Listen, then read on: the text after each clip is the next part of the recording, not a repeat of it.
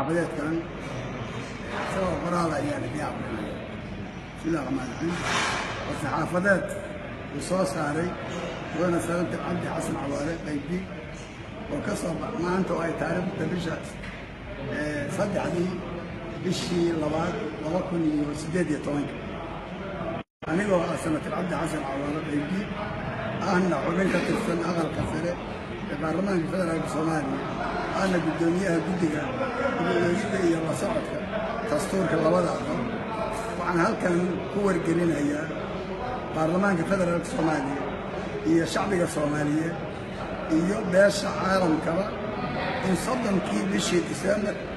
2017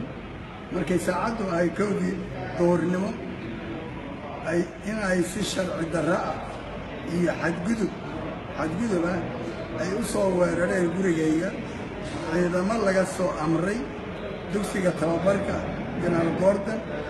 oo ay maamusho dowladda Imaaraadka kuna yaala degmada Hodan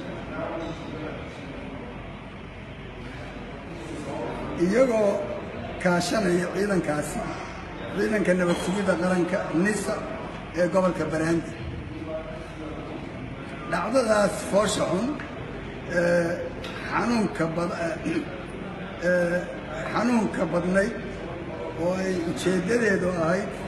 in laygu khaarijiyo nafteydana laygu dilo laakiin ilaahay amarkiis aan uga badbaaday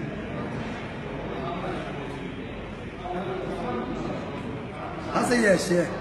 waxay igu reebtay murugo xoog leh iyo argagixin loo geystay qoyskayga iyo carruurtayda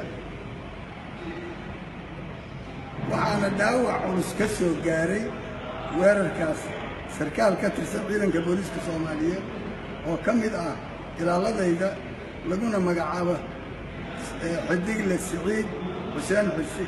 ilaa haddana isbitaal ku jira marka aan soo gaaray gurigaas saacad kadib dhacdadaas waxaan la kulmay shacab caraysan ama ka kacdoonsan weerarka guracan ee gurigayga lagu soo qaaday anigoo ah oday Soomaaliyeed kaashanaya waayo aragnimadayda dhowrayana xasiloonida iyo deganaanta dowladnimo haykalka siyaasadeed iyo midka xileed ee aan u hayo qaranka intaba waxaan go'aansaday in aan ka hortago qalalaasahaas saamaynta weyn ku yeelan karay bulshada magaalada Muqdisho isla markaasna fursad aan u siiyo madaxda qaranka iyo hay'adaha dowladeed ee ay qusayso baarista iyo go'aanka gaaridda cidda ka dambaysay weerarka lagu soo qaaday sidaas daraaddeed waxaan marka hore ugu mahadcelinayaa madaxweynaha jamhuuriyadda federaalka Soomaaliya mudane Maxamed Cabdullaahi Farmaajo iyo ra'iisul wasaaraha mudane Xasan Cali Khayre oo si degdeg ah uga muujiyey dareen falkaas dembiyeedkaas uga muujiyey igana soo tacsiyeeyey una magacaabay guddi baara weerarkaas laguna soo qaaday aqalkayga waxaase nasiib darro ah in 33 maalmood kadib aysan ka soo bixin wax tallaabo sharci ah oo laga qaaday weerarkaas saraakiishii Imaaraadka mukhaadaraadka Imaaraadka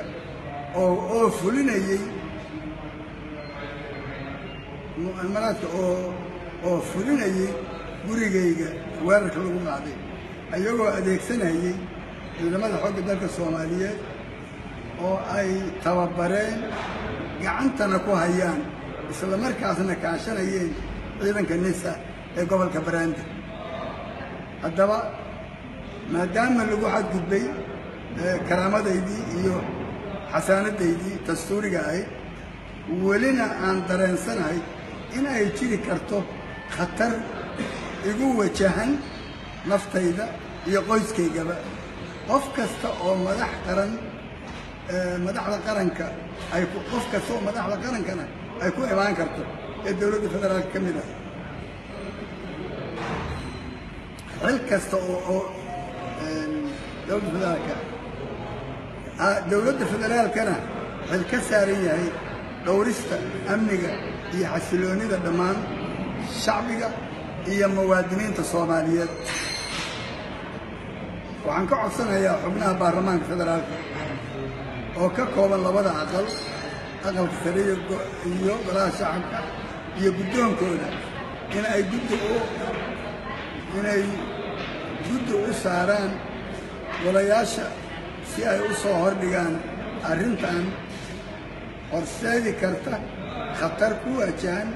jiritaanka qarannimada Soomaaliyeed maadaama ay caddahay in ay jirto faragelin qaawan ee shisheeye ee keeni karta burbur iyo xasilooni darre qaranka ku keeni karta wabillahi tawfiiq wasalaamu calaykum waraxmatullaahi wabarakaatuh